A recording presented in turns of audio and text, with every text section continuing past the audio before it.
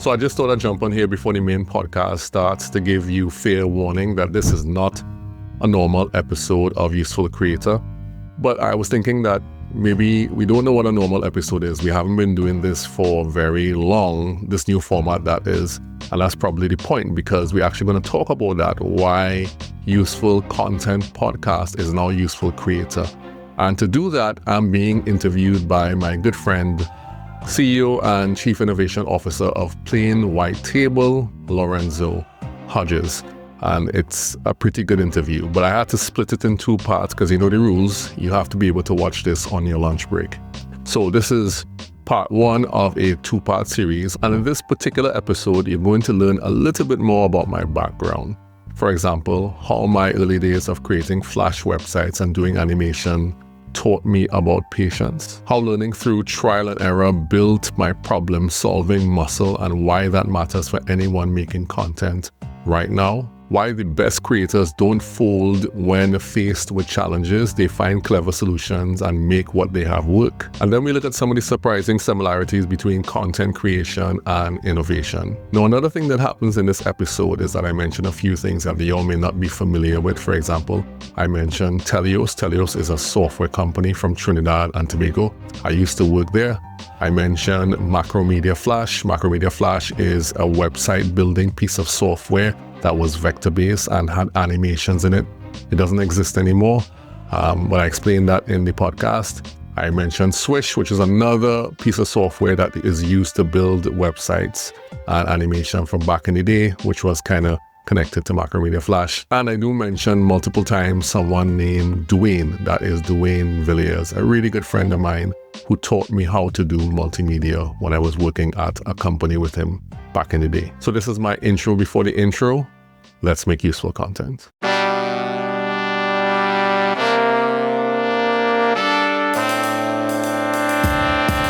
Welcome everyone to the Useful Creator Podcast. It's an honor to just be able to say that, because the gentleman who often gives that intro, and this may or may not be the intro in post, but I like being able to say it because, as I said, I'm honored to be here sitting in front of a good friend of mine, a professional, Juma Bannister. Applause for Juma. If we had can we insert sound for snaps here for Juma, who has been doing this for quite some time. Juma is someone that I have deep respect for. Juma recently made a change to the name of his podcast from the Useful Content Podcast to now the Useful Creator Podcast. And I personally, in interacting with him, was quite intrigued by that and wondering, what was the reason behind that? Why would he make such a change when he had built what to me had been such a good brand over the last period of time? I've noted Juma's journey because he and I must say, being friends, met years ago. Actually, it's been 20-something years since we met. I would say we formally met in 2002, randomly in a mall in Trinidad and Tobago, in Trin City Mall in Trinidad and Tobago. So today, what we want to do is to explore his useful creator journey. Because when I look at the track he's been on, it really has been a journey. And seeing him over the last, I'm not sure how many years, in this new role as a content creator really fascinates me, but also inspires me, and has been informing in private ways how I start developing my own content creation process to start building content and putting out what would notably be useful content into the public. But let's talk about some of the professions and skills that you acquired along the way in your career. Right. The starting place for me would be you as a graphic designer, which is where I met you. So I don't know if there are other related skills that you and jobs that you may have had before that.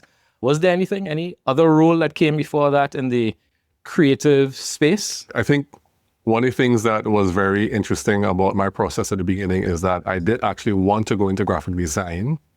I wanted to go to school to do it, but I wasn't able to do it because at the time my portfolio was too weak. That's what the teacher told me. I couldn't get in, so I ended up doing print. So really I was trained as a printing technician, which is why you remember me with all the letterpress stuff and printing stuff and all those different things. That's actually my training.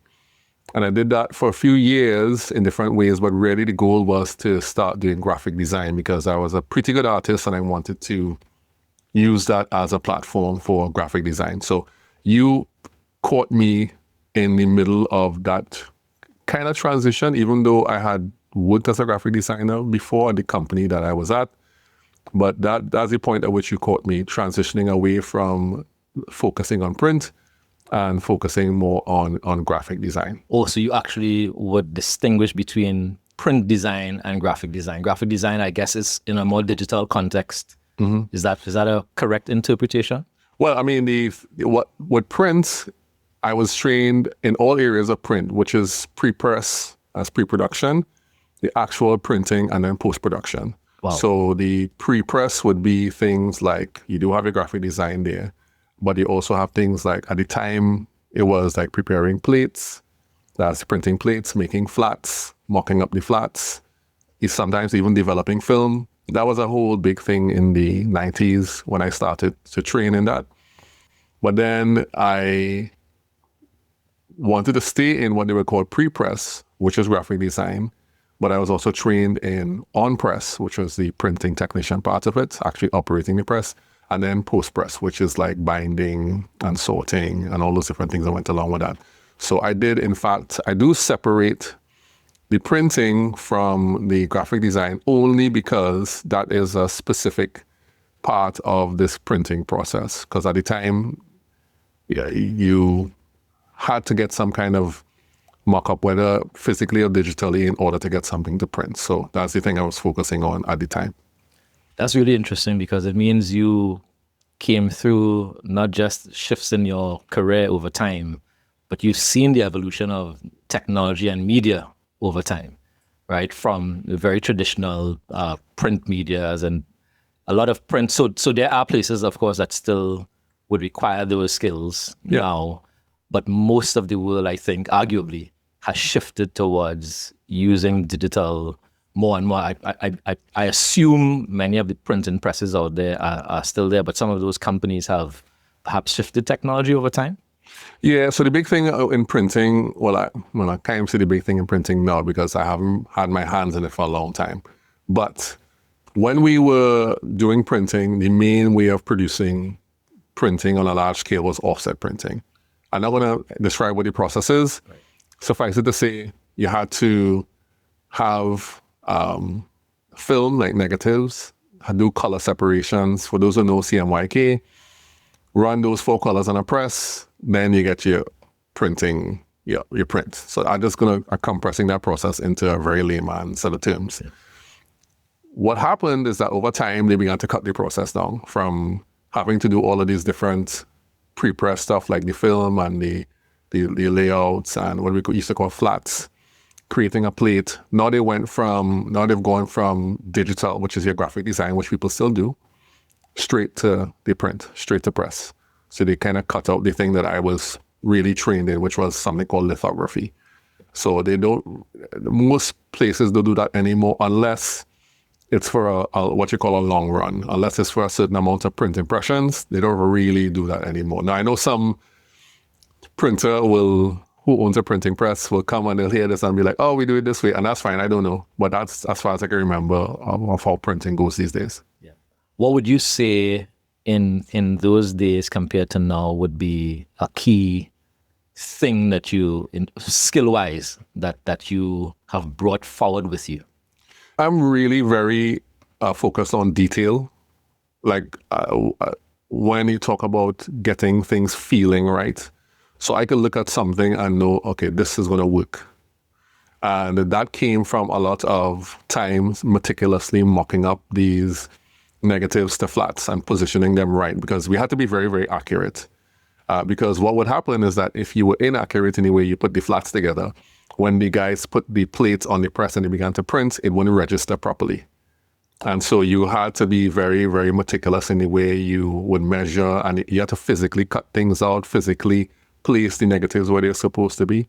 and all of the flats had to line up. So you had to overlay it on a light table, make sure all of the cut marks lined up together, the registration marks lined up together. So that was a work of precision.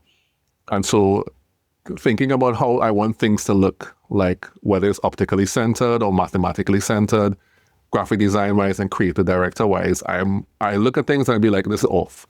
And Nick who's in the room with us will know that. Like, I would just look at something and say, nah, this is not right, this is off, so I'm off with this. And that is something I've carried across from those days up to this day, that I could just look at a video, look at some piece of layout and saying something not right with this based on the principles, but also based on the experience of taking time to put things together in a way that is precise. Yeah. Yeah, I think that's useful. So we can say, even for everyone out there, that there's merit in paying attention to the details, right? That you don't just run with something, but take a second look, make sure things are aligned the way that they are supposed to align. I think that's a useful takeaway for your audience who is looking to create their own content over time and become creators. Yeah.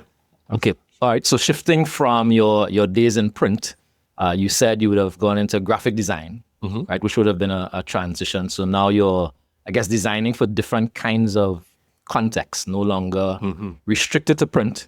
I know personally, when I met you, it would have been digital for print in the first instance, but when you started working with our team, you were starting to design for the web as well. Yeah. Right. Which in those days would have been fairly early in the history of the internet, and just learning to shift from your print format, which was very structured, very predictable, to now dealing with the issues of different screen types and screen sizes and pixel counts and those things. And so what was that shift like into creating and designing for the web? So for me, one of the things that excited me most is like Flash, that animating part of it. We know about that. We used to sit Macromedia Flash, which then became Adobe Flash. Adobe Flash, and then was killed off eventually, right?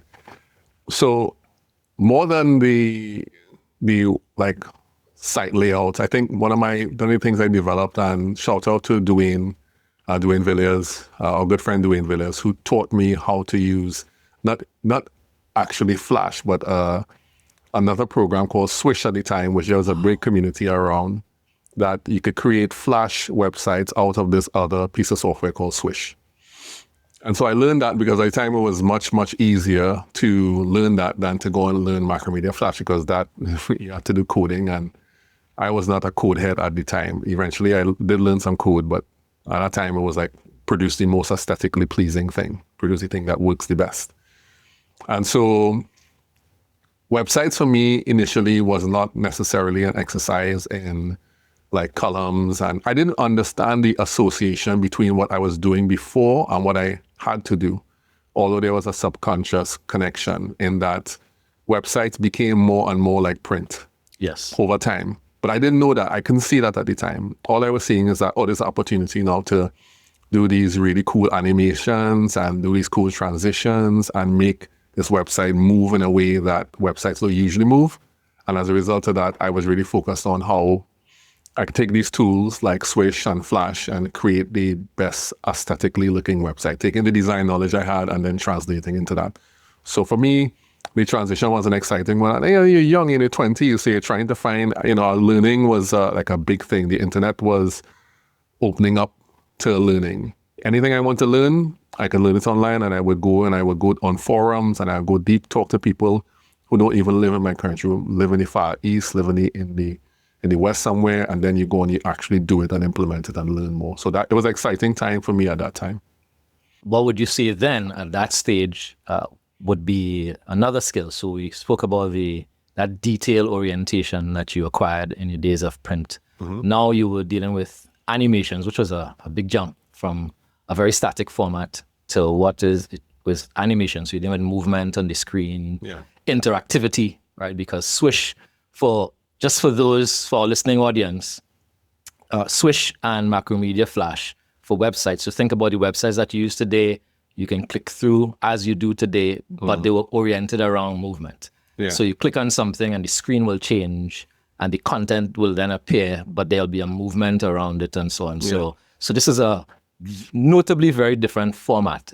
What would you say might have been one of the key things that you learned that added to your creator journey then? Right. So at the time, there was this term that was being thrown about called rich media, Oh, that's right. where there was audio, there was animation, there was text, there was images, there was video. And so rich media was all of these things combined, and people would put them on the web packaged in the form of a website. So you would find that a lot of people would take advantage of Macromedia's ability to make things really very almost like what we call at that time like TV. It would have a lot of animations, things going here. And it was very, very creative. In fact, there was this company called To Advance, which people would just be like, they're waiting for them to launch a new version of the website. You know it was going to be fire. You know it was going to be fire. I think in the process of learning that thing, one of the things I learned is that, you have to be very patient in learning it, and you have to iterate. So you're going through a process of learning these things and learning how to use Flash, learning how to use Swish. But I'm not actually figuring things out all at once. I have to try it, and this didn't work. Try it again, this didn't work. And sometimes I sit down for hours trying to move the square from the left side of the screen to the right side of the screen and make it clickable. And sometimes you try all different sorts of stuff. And that whole process of trial and error, being patient, being iterative was something that really, for me, I learned in that process. And sometimes you'd fail too. You try somebody, it wouldn't work, and you'd have to find a workaround.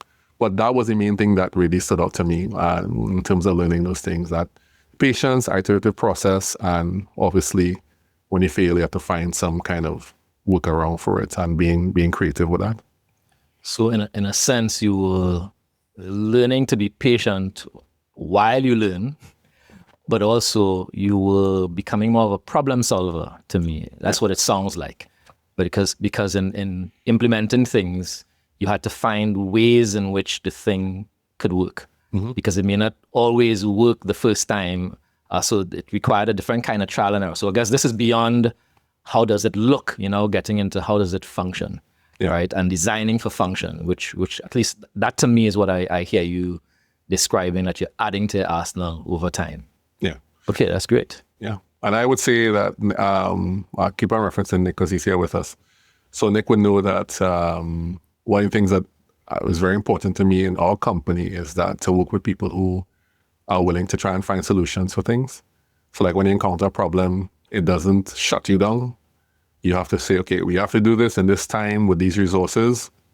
Right now it doesn't work. How can we solve this problem with what we have? And if we need to go outside of ourselves, what's the way we're going to do that? We need to ask somebody for a favor. We need to ask somebody for help. And that was something, as you said, that problem solving part of it is a is a massive deal for me, because that's how I think. I think of things as you have this roadblock that you encounter, but you need to get to this place. What can you do to overcome this with what you have? And if you don't have the capacity, who do you need to ask? What resources do you need to have? And sometimes you have limited time in which to do that. And I like people who encounter those things and don't fold. They search for the solution and try to figure it out. And that's the way you essentially would overcome challenges over time, right? If you give up and fold, then you never see the value of the fruit of your work. Yeah. Because you've given up, you've yielded to a challenge that faces you. And I like that because it echoes some of the things we work with companies to do. From an innovation standpoint, the more you talk is the more I'm seeing the parallel between a useful creator and an innovator. Yeah. Because for us, innovation is creative problem solving.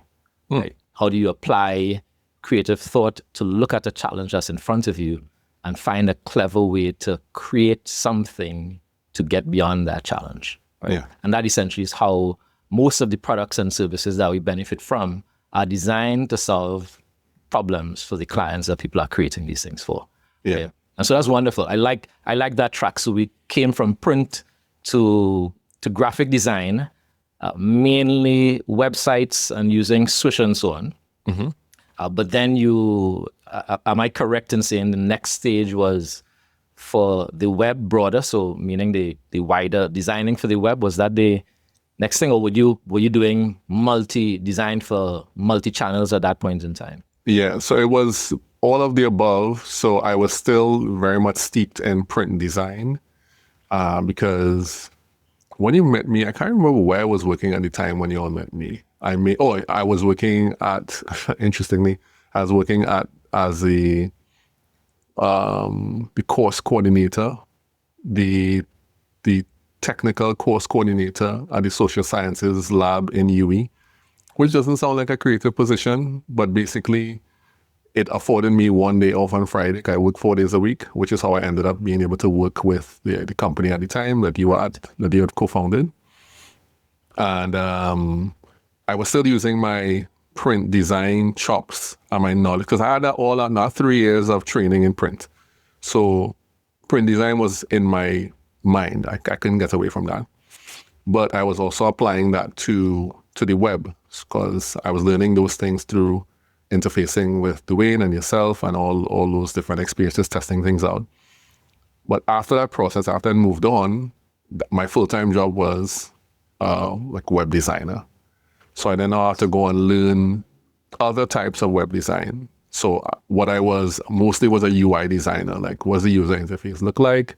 What do these mockups to these websites look like? And of course, inside of that, you needed graphic design, because, a lot of times when you start projects that people don't send you the content, and you have to find some image somewhere or create a graphic somewhere and then fill the site with lorem ipsum. For those who don't, if you know, back in the days, lorem ipsum was like on every single website, because the client not sending you content. Now, especially if it's a big company or big organization, somebody had to talk to somebody who has to talk to somebody, and you design the site and it's filled with words that don't really exist. And that's what I had to do. So I was doing multimodal design. So graphic design for print on the site, because we're still doing those print things internally in the company. And that's when I moved on to Telios. And still doing web design and still doing UI of like full-time in the at work. So yes, it was multimodal at that time. Yes. And also multimedia stuff too, because we were still doing things that required like audio and video and all those different things mixed in together. That's correct. And it's fun memories for me, because when Juma and I worked at Telios, we worked very closely together. So he would do all of the user interface design.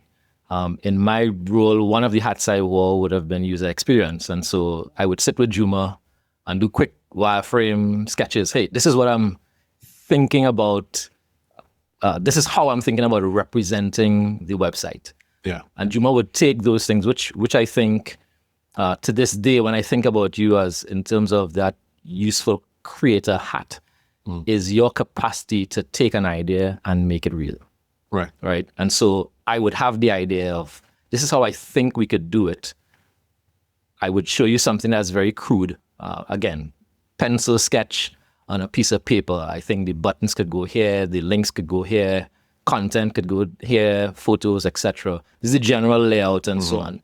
But you would then turn that into something high fidelity that looks great, that people would actually enjoy using. And so what was some of your key learnings at that stage now? Again, just dealing with that multimodal context, because now you almost mastering many things, right? So what would have been your learning at that point in time, or key thing you would describe from that?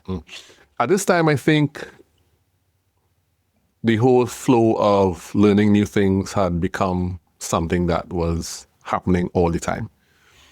And in Telios, I wasn't the only person. I was kind of the main designer, but I had to work along with coders and with the marketing, and then you have the customer, the sales people. You have different people in Telios. And so kind of in my previous role, it was mainly me. And I get instructions and I follow those instructions. So working in that team context was very important, like being able to hear, okay, well, we the client wants this or that, and be able to take those thoughts and those suggestions and then turn it into something. So that team collaboration was a main thing that was coming up. That was a big thing. Also, that was around the time when the internet began to become a little bit more, what's the word? Like social media was starting to become a thing. So now you could find people easier to teach you things and to find information. YouTube started in '07. Was it '07? Yes. '07. So then YouTube became a thing. And we was like, hey, this website. And people started to put stuff on there. And then Facebook became a thing. And so finding how to do things was easier. So I didn't have to go to forums anymore. I could search in other places, on websites, on blogs. Blogging was a big thing. Yes. And you would find those things because WordPress was exploding at that time. And so modes of learning was matching my modes of the type of things that I feel would help me grow. And so it was a major part of, so my main thing was, how do I continue to learn? So I have to continue to learn and learn and learn more so that I could really do my job properly. Because I realized at that point, yeah, you're learning for what you do, but I'm not satisfied with only the stuff that I'm doing. I want to learn more. I want to learn what's the best way to do this. I want to learn what are other people who are doing things that I'm impressed with. How are they doing it? How are they figuring these things out? And that is the thing that was, for me, the big thing inside that process. Like, what's the most efficient way to learn? How do I learn more? Continual learning. For me, that was a big deal at that time. So you went from print to digital to broadening the spectrum of digital design work that you were involved in. Mm-hmm. Adding some complexity to that, as you described, but because you're working with a technical team in building websites. And I remember how iterative that is, because you would do a design, the developers will translate that into code. But then sometimes there's a back and forth to make changes and things have to align a certain way on the functional side. So, and I saw, again, I was witness to some of that learning.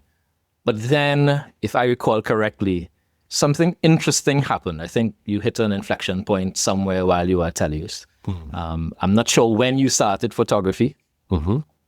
Fun fact, Juma was the photographer at my wedding, right? He captured our... That was 08, right? 2007. 2007, right? Wow. So he would have captured our engagement photos and then later captured our wedding photos and so on. And in that time, you were, while working for Telius, starting to form your own brand and your own company. And I think your photography was starting to take off. Juma is an ace photographer in my view. And we still celebrate our photos to this day. Juma has the ability, despite his imposing size, to be very invisible in an environment. And I don't know where he developed the skill, but he could fit in to get the job done and not be seen while taking photos. And I remember my wife said that to me, right? And commended you for that and complimented your skill for that, because you were capturing all the best moments, but no one saw when you were capturing the best moments. And that to me is a brilliant side of your creator story. I'm not sure if you're aware of it. I'm not sure if it's how intentional it is, but it certainly has been one of the things that we've recognized. Of course, there are many things around your photography skill. The question I want to ask you really is, what happened inside of that shift? And what was the thing that drove you to then step away and go into photography full time? Right. So many people may not know, because I haven't shared this, but I came to Telios knowing that I was going to leave, right? Telios was an oasis. I would have to say it was an incubation period, which is what I called it, because of some meetings and discussions I had with some of my mentors at that time. Now, I didn't know how long I was supposed to be there. That's the thing I didn't know. I just know I had to be there at that time. Turns out I was there for like 4 years, right? At the beginning of the process, photography was not on the radar. It was simply not an option. It didn't exist in my mind. But I knew I had to leave, right? Because the first idea that I had was to do some kind of graphic design, multimedia business, which in fact, again, let me bring up Dwayne again, which was something Dwayne and I was supposed to do. But that just didn't unfold in the way it was supposed to unfold. It didn't happen. And Tedious was the incubation period, because technically I could have stayed on my own because I was doing quite well doing graphic design on my own. But that is not what it was supposed to be.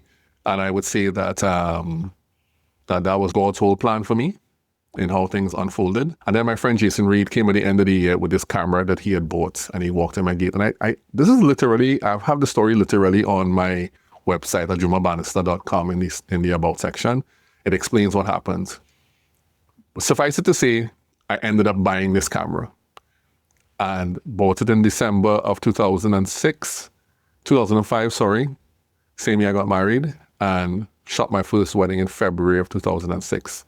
And that opened the gate to this whole photography life, specifically in weddings at that time, but then it evolved over a period of time until I came to the point where, okay, I know it's time to leave now, which was in 2008.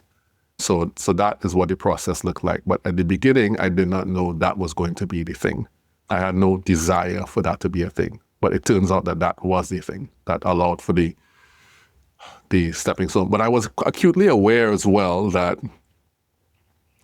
this is not the end of the process, that I wasn't meant to be like a photographer and build a photography business, even though that's what I was doing. So it kind of made sense not to be like Juma the photographer, even though I was. Kind of made sense was to do this while it's doing and continue to explore where I'm supposed to go. That company, what was your first business name? Was it Flow Photo? Flow Photo was, I'm now realizing, recounting all these things, that Dwayne had a lot of influence on my process. And the reason the company was called Flow Photo Photography. And the reason it's called Flow Photo Photography is because Dwayne had a company called Flow New Media at the time. And I was doing work with him as a graphic designer, I think, on the side. And I had to invoice somebody. So I started my company and I called it. And I was trying to think of a name, and I said, well, I'll just call my thing Flow Photo. I mean, he's Flow Photo. Because I still had the idea that Dwayne and I would probably work together sometime. Yes. And so I kind of wanted to kind of honor that a little bit. And so it ended up being Flow Photo Photography, you know. But interestingly, before that, I had two other registered companies. And the name kept on changing until it landed on that. Yes. You know, so that's what happened with that. I'll show you something funny, which I don't know if the camera will be able to pick up, but take a look at the email addresses under your name and my contact. Oh. You see? Yeah. Mine, Juma@flowphoto.com. Juma@flowphoto.com. It's still recording in my contacts. How many other years later? Okay. Yeah, Juma@flowphoto.com. That was a thing for a bit, boy.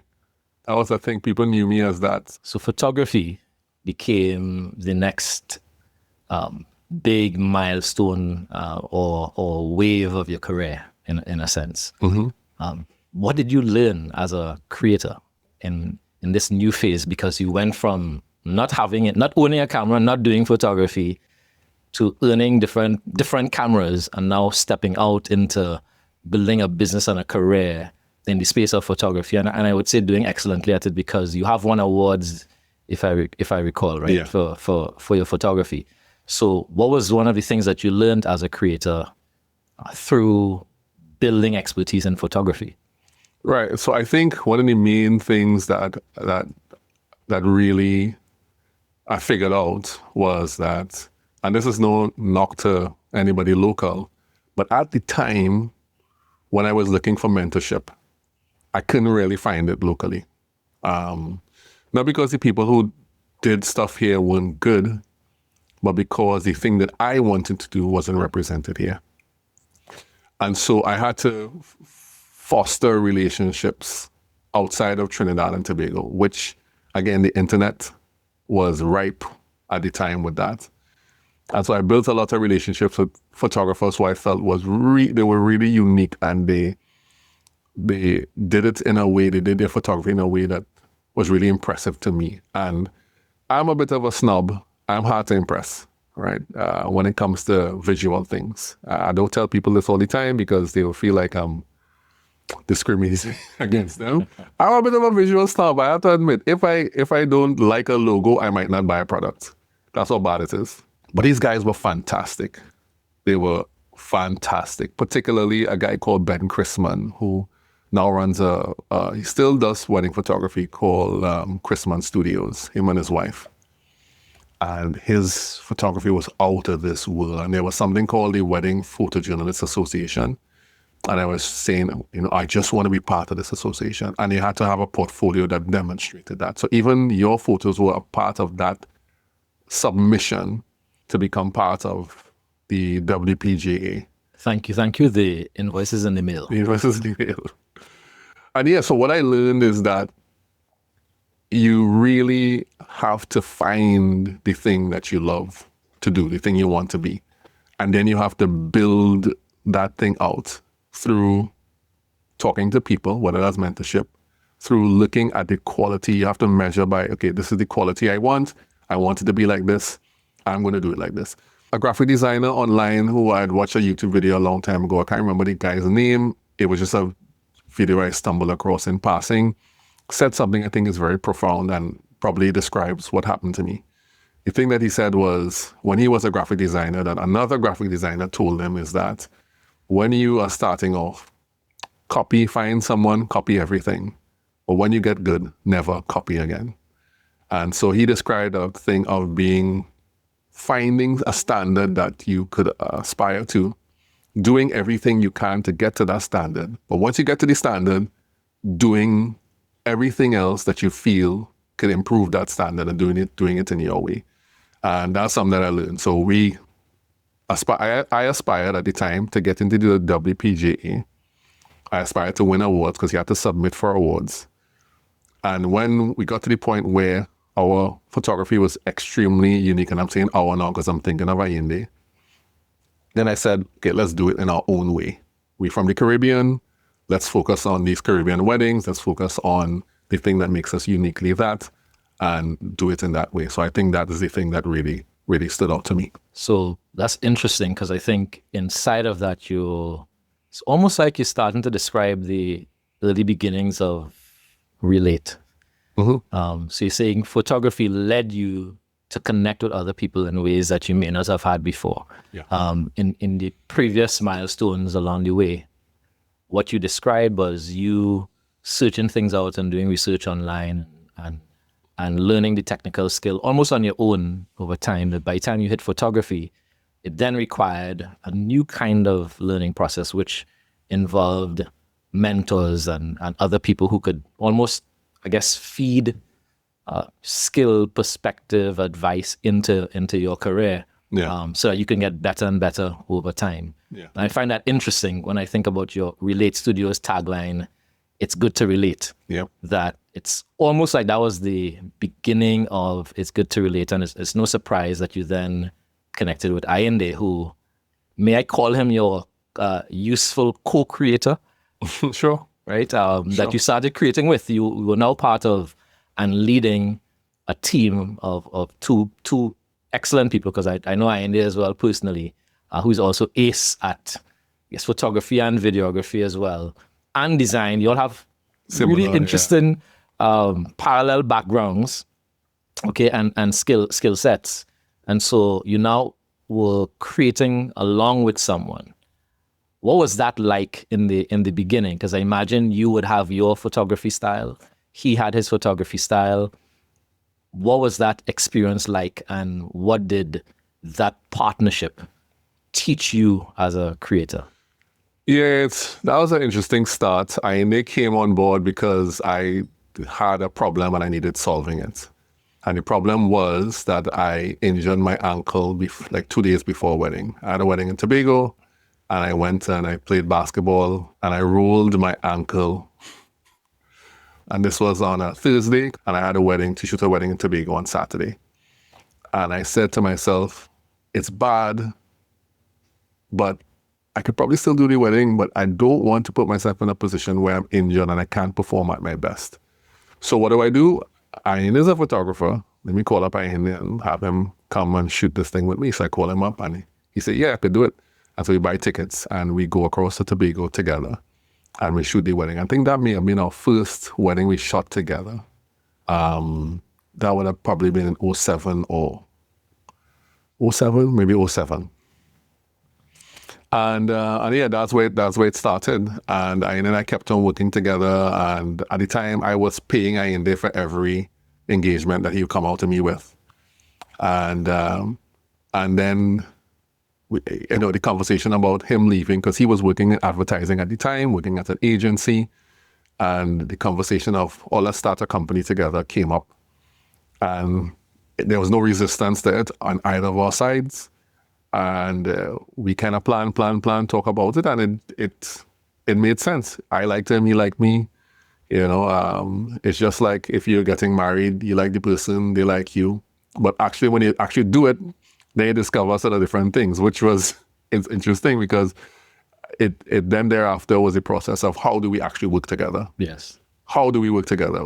Photography was the catalyst, but then how do we actually work together? Which was made a little more complex because then Nicholas came into the picture in 2011, which is when Relate started, and he was new.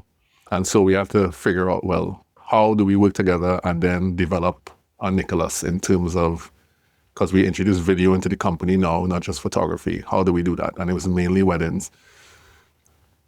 So the early days, it was good. And then it was like figuring things out, and there were some rough times. But over time, both of us, I changed a whole lot, and they changed a whole lot, and we were able to build out the business. The main thing that we discovered inside that process is that somebody has to be the leader. There's no such thing as equal leaders in a business. That's not true, And the reason it's not true is because in order for things to get done, there has to be agreement, but somebody has to make the hard decisions about hard things and have the last say. Yes. And that has to come on one individual. And the other individual has to know that, all right, I'm here to partner with you. I don't see all of the vision because this one person holds the vision, right? I don't see all of it, but I'm trusting that you are making the right decisions to take us forward. And once we figured that out, then things began to work in a different way. It began to work I knew his role, I knew my role, and we began to become much more efficient.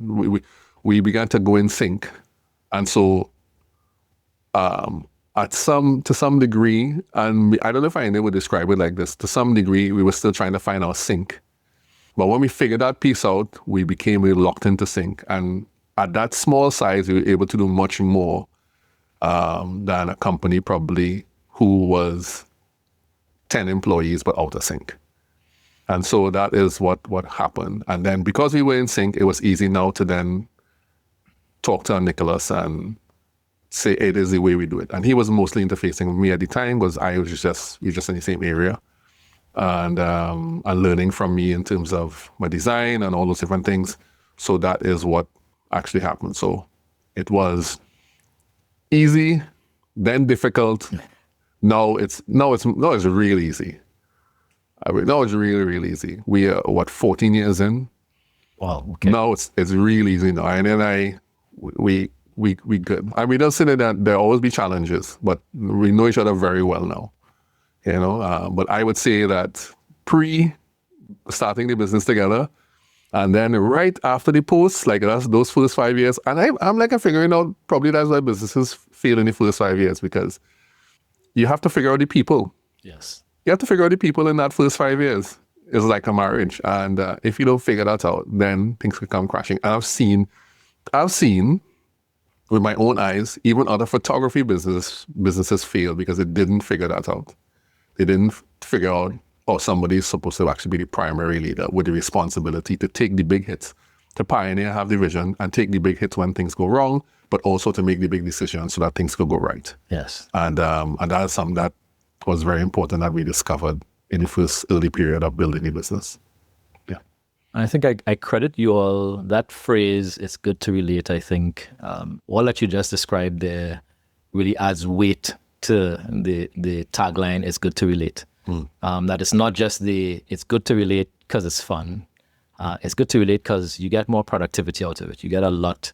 You can produce richer things through collaboration and through relationship. Yeah. But the relationship journey has things that you have to work through and discover and figure out and find a fit and so on. But the end outcome of it is absolutely worth it. Yeah. Right. And I like that part of your journey. So commendation to you and I and the Relate team for a successful 14 years. May that be multiplied going forward. Yeah. Right.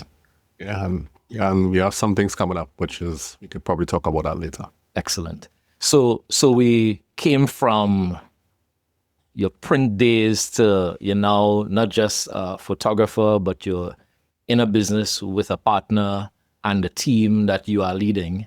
And all of you are together creating content. But then I noted there was a Juma Bannister brand that started to emerge.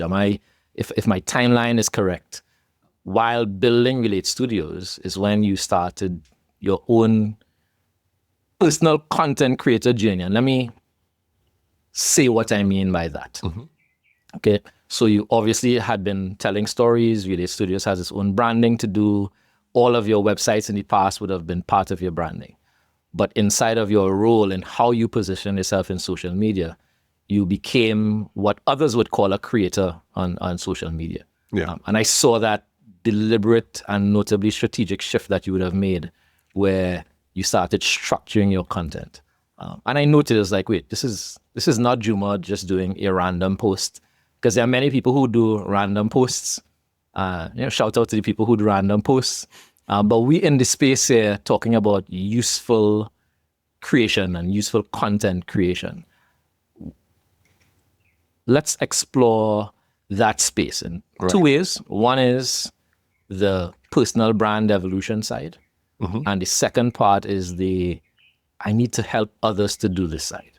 Yeah. And I'm not sure, for me right now, both are one and the same because you have always been helpful. You've always been someone who shares and who's generous and kind. So I was not surprised when you started telling stories to help others and to empower others on their content creation journey. But notably, as I said, 2 tracks. Yeah. There is the Juma building his brand separate from Relate, so telling the Juma story and so on.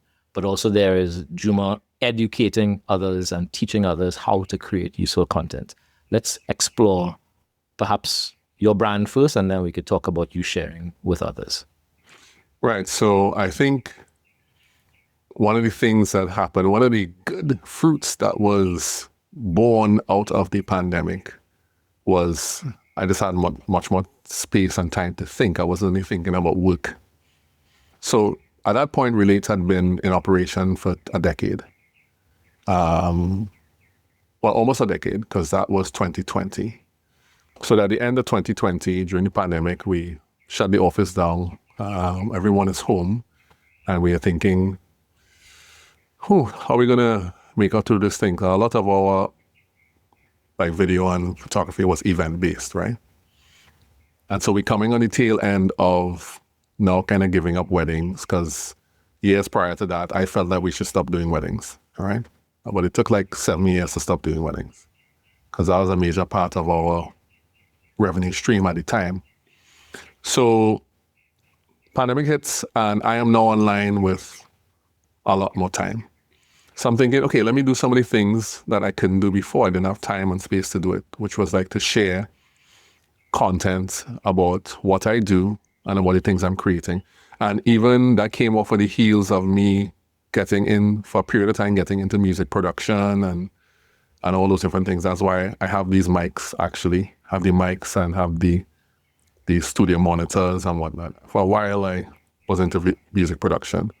And so even that was a stepping stone into creating content for myself. But the main thing was this, is that I took a look around and I came to this realization that a lot of the content that was local content that was shared here wasn't meant to teach people and build them. It was really focused around entertainment. And I'm saying all these people are so popular, but all that they're doing is entertaining people, there's nothing wrong with entertainment. But I felt there was so much more that could be done in terms of building people, teaching them, allowing them to increase their skills and giving them capacity so that they are more employable, so that they could open and start their own businesses. And I was saying, I want to create this developmental platform to teach people. And that was the idea. That was like in 2019 when I went to the State of the Caribbean Internet Summit. And I spoke there about my Caribbean story. I did a small talk in a small room. I spoke about my Caribbean story, and I showed all of my process about where my grandfather is from, where my mother came from, and I spoke about having one voice in the Caribbean. And that was like me expressing this desire to share so that people could develop, right? To create this developmental platform. And so I said, you know what, the best way to do this thing is to start to share yourself. It's like, I'm going to, so where can I share? Okay, I don't want to do it on Facebook. Say, okay, let me find a platform. And then LinkedIn came up as a thing. And I was like, oh, this B2B. Let me start to share more on LinkedIn as a platform. That's the end of part one. It was more of a backstory. In part two, we'll be looking more closely at why I actually changed the name. Episode dropping very, very soon. Thank you for making it all the way to the end of this episode of Useful Creator. I really do appreciate you spending your time with me. If you enjoyed today's conversation, I'd love to connect with you on LinkedIn. You can find the link in the show notes. And while you're here, check out any of the other resources or links that we mentioned in this episode. And if you'd like to go deeper and find out more about how you can create useful content, you can subscribe to my newsletter at jumabannister.com, where I share more insights, strategies, and stories to help you become a more confident, consistent, skillful video creator. The Useful Creator podcast is a Relate production.